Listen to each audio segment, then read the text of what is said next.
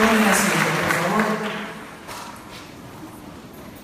Bueno, Juan, gracias por estar. Lo primero que le tengo que preguntar, casado con Sarita hace 57 años. Así es. ¿Cómo se hace? Tiene mucha paciencia. Es un tesoro. Contanos cómo se hace, 57 años de matrimonio. Primero y fundamental, yo la amo con todo mi corazón. Está por aquí, ¿es así? En segundo lugar, ella me ama. Y bueno, el amor ha superado todo. Pero además, verdad, ella tuvo paciencia conmigo. ¿Y por qué negarlo o hacerme humilde? Yo también tuve paciencia con ella. Pero hay que tener paciencia, respetarse, saber pedir perdón. Yo sé pedir perdón más que ella. Ella es un poquitito más rencorosa. Entonces, alguna vez que ella no me perdonaba y tenía cara muy triste antes de dormirnos, yo la agarraba y le decía, mira, si esto es definitivo, decímelo, me levanto y me voy. Y si no, dame un beso y dormamos tranquilos. Es muy simple.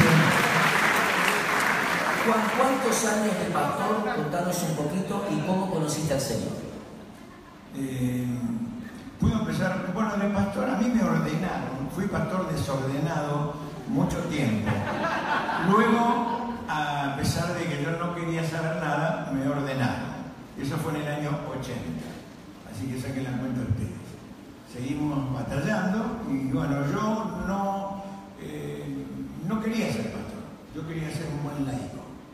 Y fui un buen laico, la verdad. Colaboré con el pastor don Daniel Davio, colaboré con el pastor David Giles y terminé siendo pastor porque David Giles a los 44 años murió de lo que hoy sería una ACV y la iglesia me dijo quedaste a cargo. Y después de estar unos 2 años y medio, 3 años, ahí me ordenaron. Así que descubrí, siendo pastor, que Dios me había dado ese don y que me había dado corazón para amar a la gente. Porque si no amas a la gente, y no podés ser pastor. Yo antes decía, si no amas a la gente, no seas pastor, trabaja de remisero. Pero después digo, no, para tampoco, porque si vos tratás mal a los clientes, no te toman. Así que el amor es fundamental en un pastor. Y descubrí en el trabajo eso, que pude ser pastor. ¿Y conociste al Señor cómo? Conocí al Señor porque nací en un hogar cristiano, aunque mi papá era anarquista y le metió el perro a mi mamá, que se convirtió, se hizo reconvertido, se bautizó. Y al poco tiempo le dijo, mira, negrita, mi papá era un tipo extraordinario. Y la amaba mi mamá y bueno, después dijo, negrita, mira, vos andás, yo te llevo, pero yo estoy en otra cosa. Y qué sé yo, bueno. Él parecía que se había arrepentido de eso, pero no. Después con el tiempo, cuando mi hermano y yo fuimos grandes y oramos los 3, mi papá aceptó al Señor y fue precioso en el camino del Señor. Pero mi mamá nos hablaba siempre, a mi hermano y a mí, mi hermano Mingo, y ella no necesitó ni al APEN, ni a un maestro de escuela dominical, ni al pastor, ni al evangelista de turno para hablarnos del Señor. Quiero dejar esto como una bendición que tuvimos en mi vida, que tuve en mi vida con mi hermano, y decirles a las mamás que están acá y a las que van a ser mamás, a las chicas que están pensando en formar un hogar, que no esperen que el pastor, el maestro, el líder, el evangelista, la campaña, que le hablen del Señor a sus hijos. Y mi mamá, sin ser un plomo, siempre nos habló del Señor. Y llegó un momento cuando yo tenía 8 años, en la cocina de mi casa, ahí estaba la cocina económica, que muchos de acá no saben ni de qué se trata. Bueno, la cocina económica con un barral así de bronce que mi vieja lo ilustraba. Y ahí sentado en una silla de mimbre, mi mamá me agarró y me dijo, bueno, Juancito, este es un momento, pero que tenés que tomar una decisión, tenés que recibir a Jesús como tu Salvador. No me habló del negro por el pecado, nada, ella me habló del amor del Señor Jesús, que dio su vida por mí y todo lo demás. Y entonces yo acepté a Jesús en ese momento. Me pongo a llorar, mi hija se pone a llorar, nos abrazamos y lloramos. mi mamá oró. Y eso para mí es inolvidable. Es como si hubiera sucedido hoy y tengo 81 y pasó a los 8 años. Mi hija me llevó al Señor.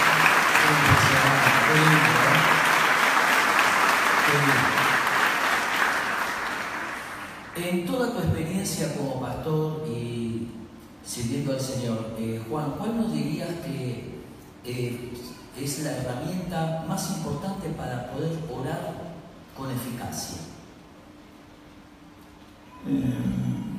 Yo creo que debemos orar sin cesar. Vivir orando, medio conversando con el Señor para cualquier cosa. Pero a veces se nos va las actividades y todo eso. Por supuesto, creo que debemos dedicar un tiempo diario para estar con el Señor. Cuando yo era joven y empecé a comprar libros a sugerencia de mi pastor, don Daniel Dario, a quien quiero honrar en este momento, cuando empecé a trabajar me dijo, mira, comprate un libro todos los meses, apartá 10 pesos. Y bueno, y uno de los libros que compré se llamaba Con Cristo en la Escuela de la Oración.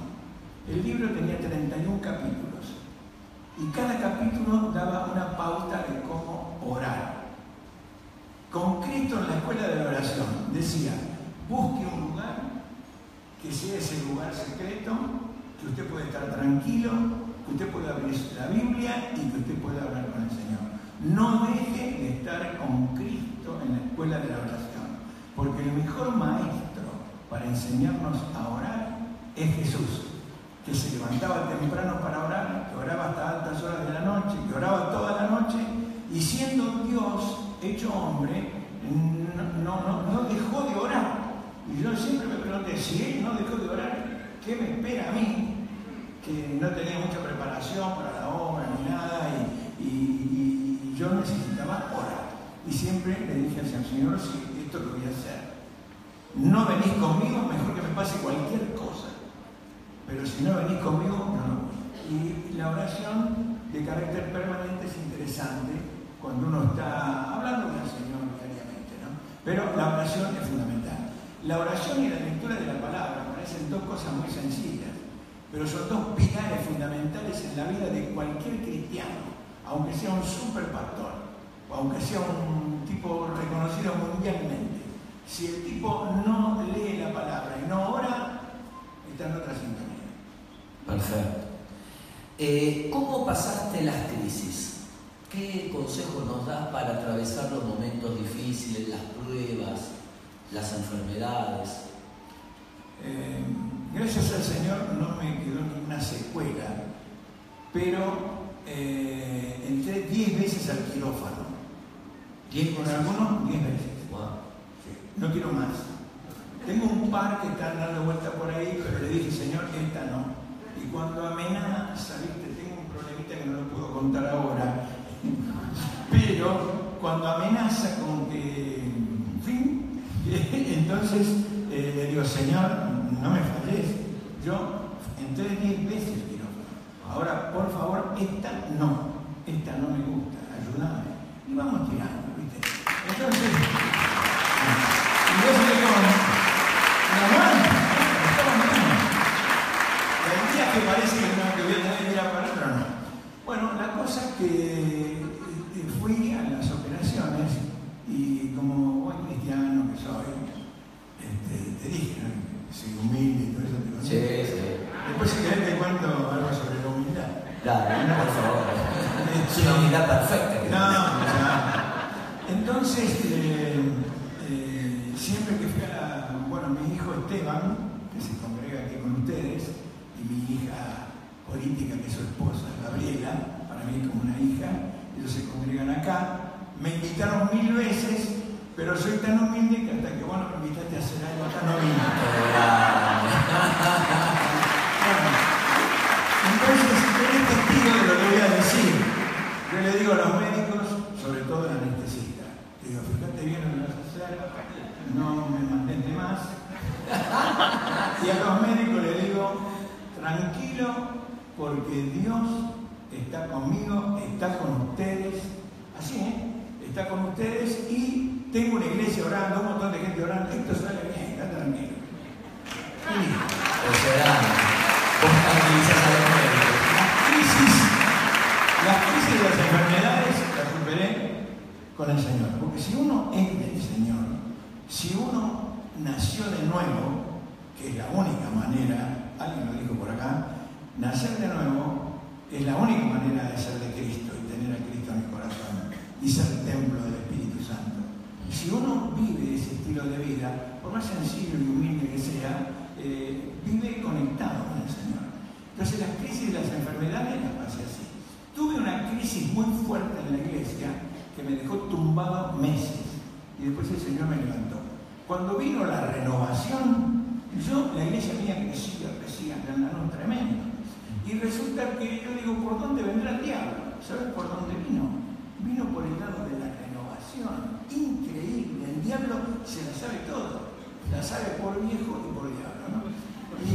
Y el tipo me viene, resulta que se arma la división porque hay hermanos que empezaron a levantar las manos, el pastor que estaba conmigo oraba y la gente se caía, y después la gente no se quería ir y cantaba, la alabanza se hizo muy larga, y qué sé yo, y se dividió la iglesia. Vos podés creer, los ultraconservadores, con todo el derecho del mundo de ser ultraconservadores, se fueron juntos para estar bien. Y los que éramos unos perversos que cambiamos la costumbre y la doctrina, nos quedamos allí. Esa fue una crisis que me costó muchísimo y me costó oración. ¿Y qué consejo nos darías para atravesar las críticas cuando la gente levanta críticas o mentiras o calumnias, en cualquier ámbito, en la iglesia, en el trabajo? Yo si pude, hablé. Y si no puedo, lo bendigo al tipo. O a la tipa. Lo bendigo. Lo bendigo porque no te queda otra. No te podés poner a pelear con todo el mundo. Yo supongo que con la visibilidad que vos tenés, sos uno o el pastor más visible, por lo menos del mundillo bautista, vos debes tener no solamente crítica. No, no quiere todos a nosotros. Pero yo te puedo asegurar, viéndolo desde afuera, que también ustedes tienen que cuidarse porque les tienen mucha envidia. Y la envidia es una cosa seria, que es lo que me pasó un poco a mí, respecto a la humildad, ¿no?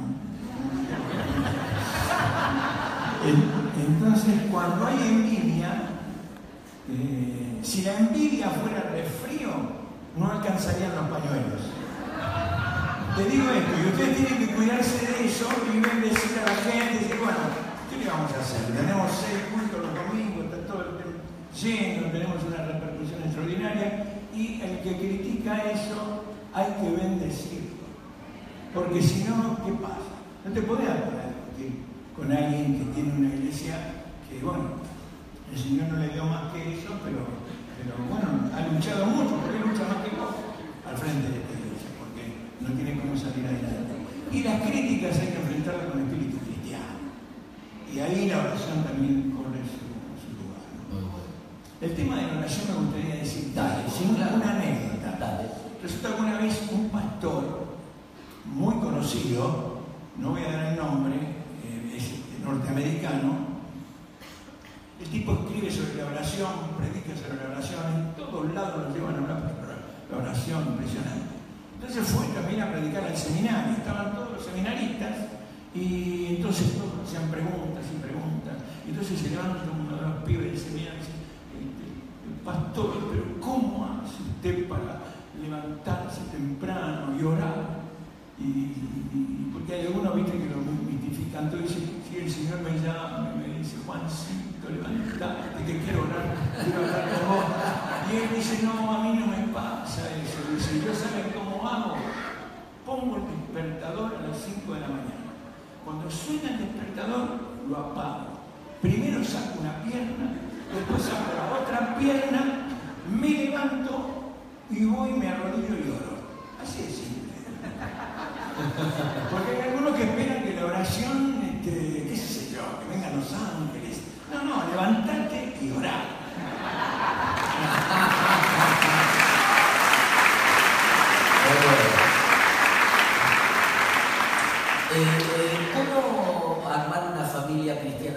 meter a los hijos en el Señor y qué consejo nos darías como papá, para los papás? Nosotros con Sara, mi esposa, tanto a Esteban como a Gabriela como a Daniel, que son nuestros 3 hijos, 52, 48 y 45 años, tenemos además 5 nietos, una de las cuales está acá, la mayor, la princesita, que es mujer, y después tengo 4 varones, así que ella sigue siendo una princesita. Uno de ellos es Julián, princesita está acá, Aldana, y Julián se congrega acá. ¿Vos lo conocés, Julián Calcañi? Julián Calcañi es médico y en este momento está lamentablemente de guardia en el Británico. Y me llamó y me dijo que sea de bendición, abuelo, allá con Bernardo. Él te quiere mucho, ¿viste? Creo que los padres están acá por culpa de él. Porque él se entusiasmó con vos y trajo a los padres. ¿Cómo criar a los hijos? Nosotros tratamos de ser en casas normales.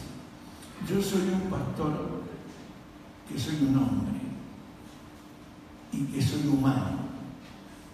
Y nunca macañé en mi casa. Yo nunca tomé la postura del pastor impoluto. No. Te voy a decir una cosa. Yo, por ejemplo, si estoy en casa y tengo que clavar un clavo, en vez del clavo le doy al dedo gordo, gloria a Dios no digo. Y los chicos me escucharon decir otras cosas aparte de gloria a Dios. Y he vivido normalmente, nunca oculté nada. Ellos son igual que yo, tampoco dicen gloria a Dios. Y bueno, mis 2 nueras, que vinieron diciendo siempre gloria a Dios, ahora también hablan normalmente. O sea, yo creo que hemos vivido normalmente. No sé, vivimos hace 57 años juntos con Sara, hemos discutido muchas veces. Nosotros no hemos sido ni un sí ni un no. Yo no me la comí a ella, ni ella me comió a mí. Ella sigue siendo ella, yo sigo siendo yo.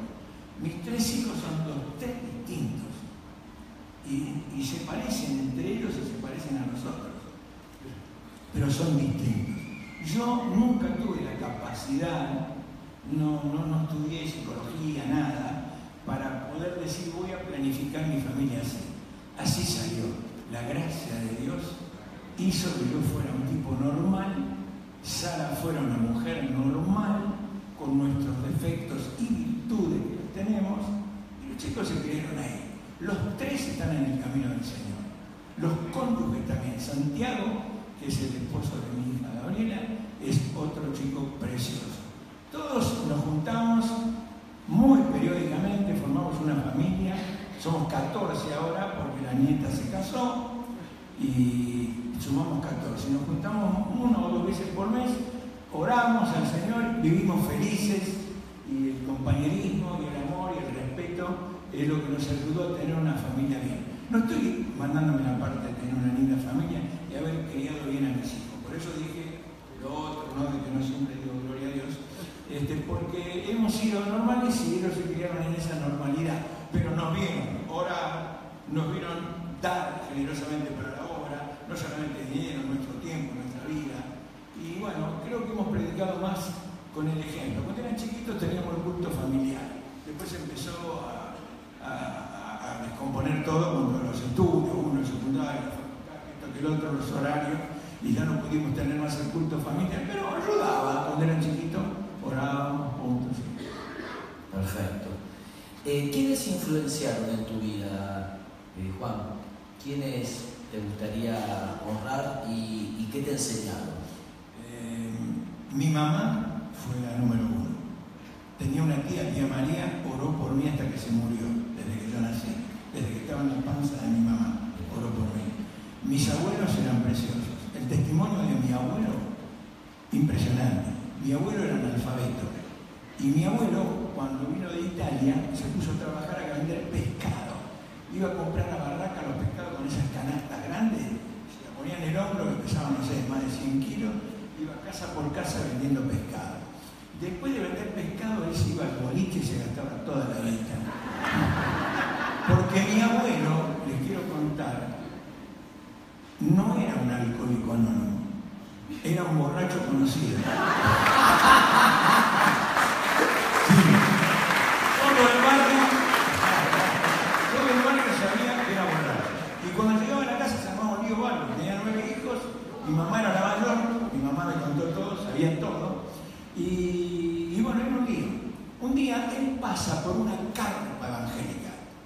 Antes, como no había muchos templos, había terrenos baldíos, y los hermanos libres de Avellaneda pusieron una carpa.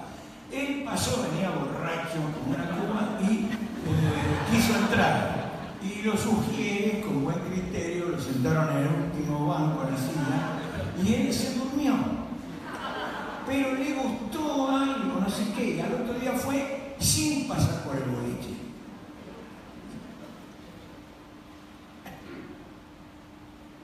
Y escuchó, y se convirtió, aceptó al Señor, se convirtió, nació de nuevo. No le hicieron salir del interior, no le expulsaron los demonios, no le hicieron un corno porque no sabían nada.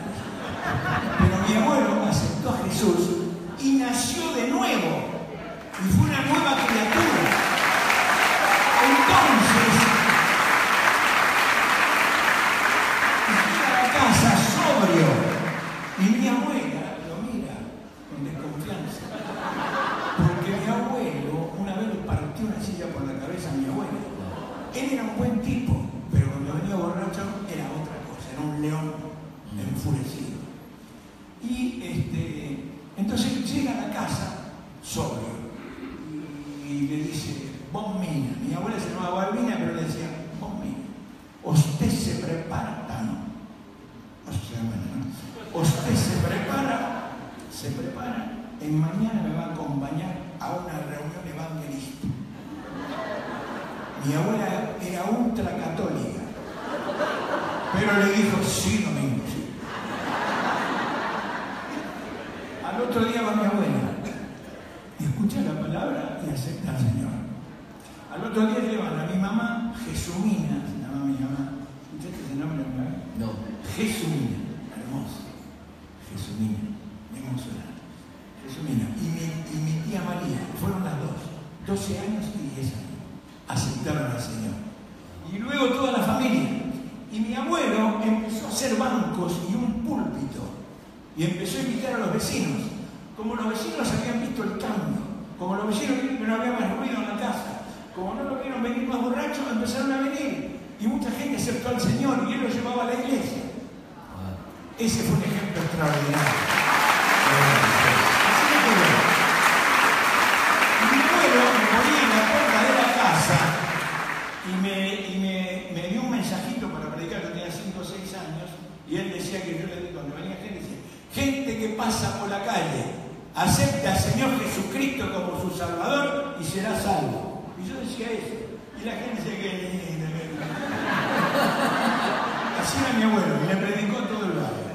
Ahora, déjame contarte una cosa de mi abuelo. Resulta que yo crezco en esa iglesia de los hermanos libres, amo a los hermanos libres, todo fenómeno, pero era un grupo muy cerrado, casi todo viejo, ¿viste? Yo solito, vive. Y cerquita de mi casa estaba la iglesia bautista, que había como 30, 40 jóvenes, y el grupo me ganó. Y el pastor era don Daniel Dávila, por favor, un monstruo. Y entonces llega el momento de bautizarme, 14 años. Y le digo a mi mamá, mamá, me voy a bautizar. Qué alegría. Y me voy a bautizar acá en la iglesia bautista. Porque en la iglesia vivíamos en Lanús, no teníamos auto, no había medio de viaje. Entonces, me quiero bautizar acá, me quiero quedar acá. Y dije, pero allá bautiza tu abuelo, porque mi abuelo era el que bautizaba en la iglesia. Tipo fortachón, se lo habían puesto. Bueno, y dice, sos el primer nieto, el abuelo es el que bautiza, vos te tenés que bautizar allá. Un lío con mi vieja, una discusión. Entonces me lo voy a ver a don Daniel Dávila, erudito, inglés, hebreo, griego, monstruo.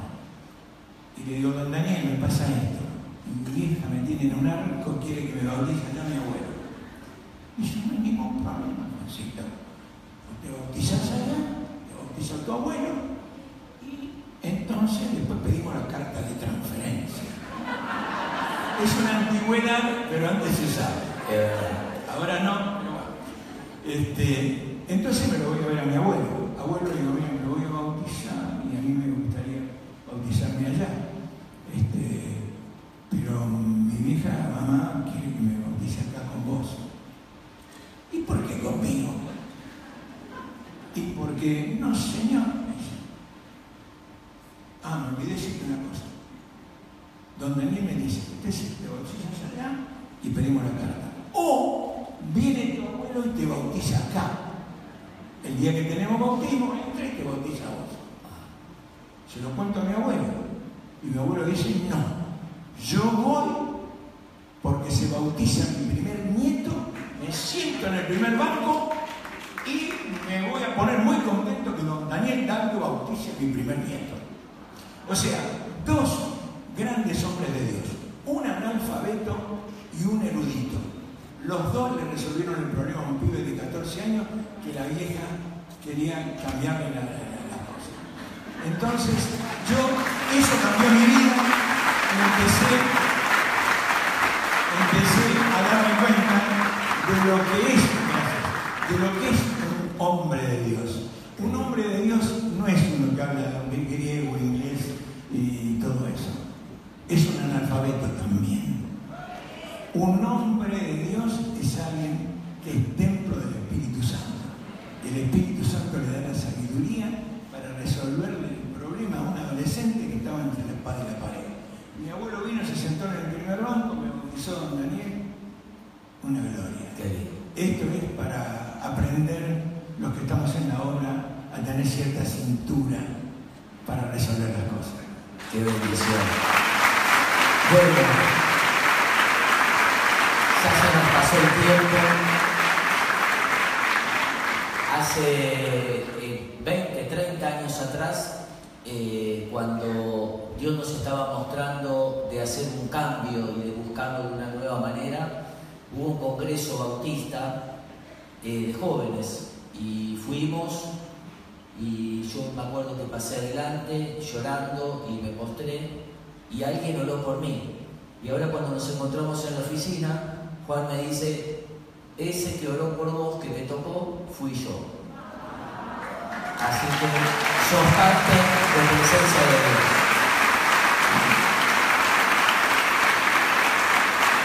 Nuestro pastor había sido tocado fuertemente por el Señor.